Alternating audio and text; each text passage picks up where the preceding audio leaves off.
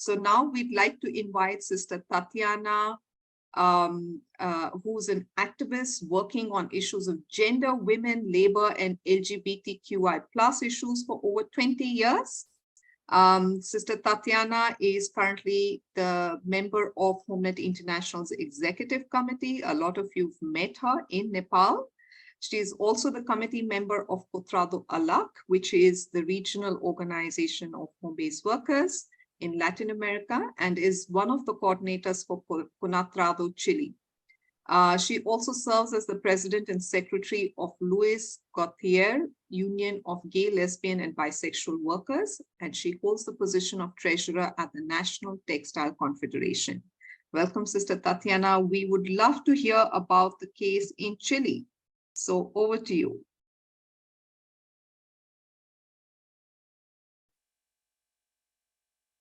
Hello, good morning or good afternoon or good evening to all of you. I am very happy of being the last presenter because I thought that we only had the problems with the ratification of the convention and with public policies and how governments address this. Only in Chile, I thought this happened, but how governments go about this convention. So can we start with the first slide, please? There we go. So there's a couple of figures here. I will not be reading them, so we can go a bit faster. But the first table shows the statistics of the National Statistic Institute, which shows the number of informally employed persons. They do not speak about a home-based work particularly, but then below that we have a text that is included in one of the reports conducted by WIGO in all regions as of how the COVID pandemic affected home-based work. And it's very important to see that in both this table and this text, we see how for states, particularly for Chile, there are no home-based workers. There is informal work and online work, when actually WIGO colleagues say that the home-based work sector doubled in 2020, while the statistics from the Chilean state shows education, financial services, and all of this is informal work because given the pandemic, most schools were shut down and people could not work. And so all those teachers and professors transferred the work to their homes. So this is just one example so that you can understand, because actually you understand this. It's just so that you know this. It's for you to know that we are being invisibilized by online work, by telework, and this is informal work. So it's a sort of trap that will make more difficult for us to work on these issues, because this online work has come to stay after the COVID pandemic. Can we go to the next slide, please?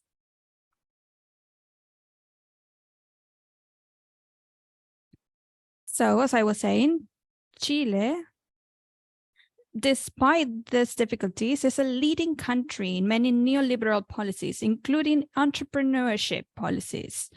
Our colleagues, our comrades, when they started to see that the factories were shut down, they went home with the machinery that they were given as a payment for laying them off, and they started to work for the same employers from home. However, they became micro entrepreneurs from the neoliberal point of view. And this is a complication because there are policies for business persons that, of course, apply to micro entrepreneurs. And so there wouldn't be any need to ratify a convention that applies to home-based workers that are practically non-existent for them. So that results in deregulated work. When we speak about deregulated work, we only think of street vendors and waste pickers, and in some countries, not in Chile, home-based work. We are part of different groups at the Ministry of Labor. We are in contact with the Minister of Labor, for example, and they very recently said that in the medium, not the short, not the long-term policies, are they including work on the Convention 177? Despite Chile recognizing, acknowledging informal work, and we are about to have informal work working tables, but home-based work is not being considered. We very recently have been able to start working with the ministries to make visible informal work of women specifically at their homes. Another situation that was also mentioned by the other panelists is that trade unions, the big trade union groups, don't see home-based work as work either. This is my personal opinion, which is that there's a gendered view of this. There's a machist approach. But why? Because informal work, as street vendors, for example, and waste pickers, and most of them are men, in Chile at least,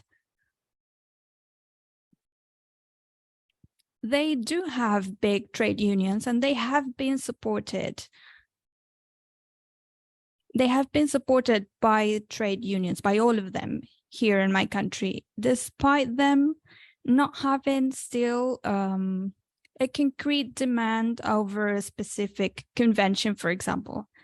However, women home-based workers, especially in their small workshops, they are seen as micro-entrepreneurs or craftswomen. They are never seen as workers. Next slide, please.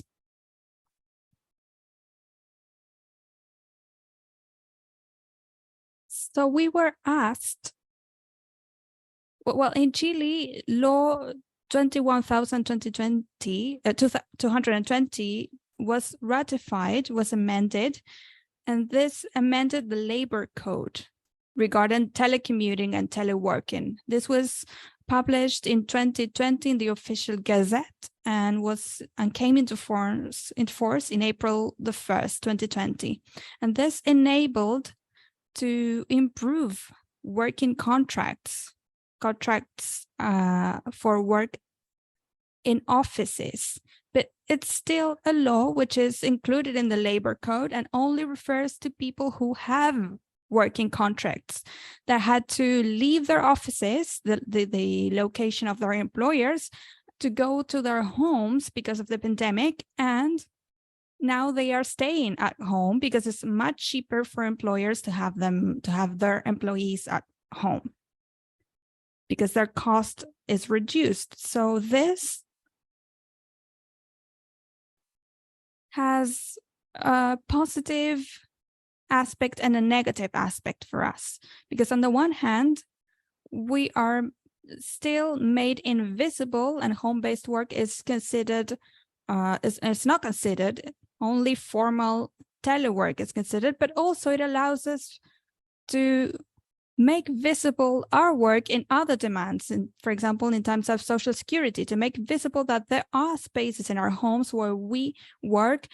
Us women have a triple working day. We have care work, for example. So this is something that we will have to study further so that we do not go into a fight with telework, but actually try to be able to use that aspect to report on this invisibility and also to move forward in our demands. Sister Tatiana, sorry to interrupt you. 2 more minutes, please. Okay, I will be very brief then.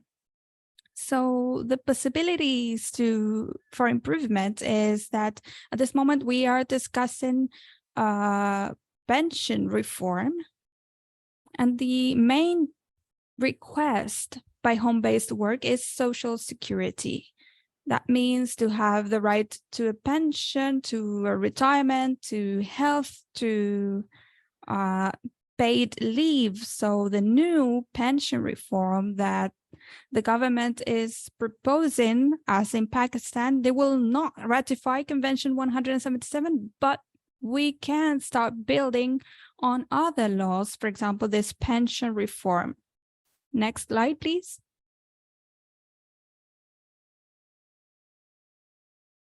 So what are the challenges? First challenge is to visibilize, to make us visible. With this reform and with telework, we can start visualizing our case. Second, to make Convention 177 as a public policy issue. And here there's a proposal in line with what our colleagues mentioned before.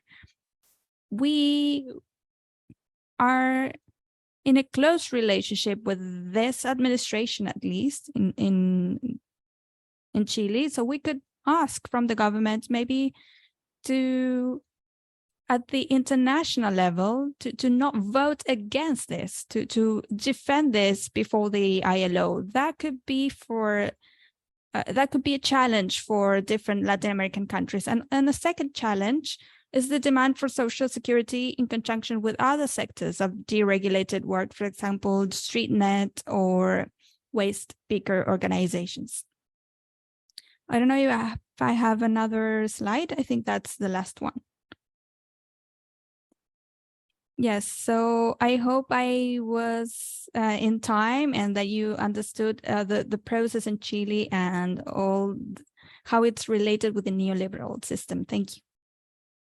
Thanks a lot, Sister Tatiana.